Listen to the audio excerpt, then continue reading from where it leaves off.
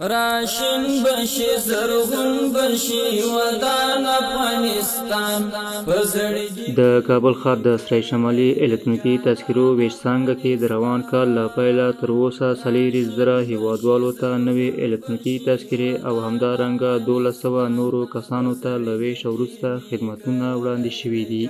د دې ویش څانګې عمومي مدیر وحید الله وحیدي وایي چې یادې ویش څانګې ته په ورځني ډول شاوخوا 500 غوښتونکي مراجعه کوي. د ښاغلي وحیدي په وینا په دې ویش څانګه کې د الکترونیکي تذکرو له ویش وروسته خدمتونه هم فعال دي. سرای شمالي مرکز ته په ورځني ډول باندې 500 متقاضیان مراجعه کوي. سرای شمالي مرکز کې د ویش وروسته خدمات فعال دي چې مصنع تذکرې، تجدید فوټو او تجدید بایو شامل دي. ځینې هیوادوال چې د الکترونیکي تذکرو اړوند خدمتونو د ترلاسه کولو په موخه دې څانګې ته راغلي.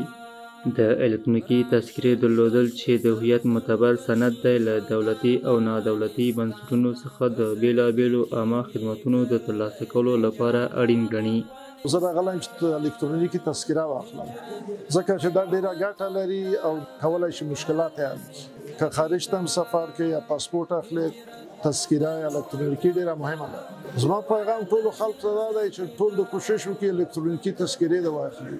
د احصایې او معلوماتو ملي اداره په مرکز او ولایتونو کې د الکترونیکي تذکرو ویش څانګو په پراخولو سره هڅه کوي چې هیوادوالو ته د لا زیاتو اسانتیاو په رامنځته کولو د الکترونیکي تذکرو ترلاسه کول اسانه کړي.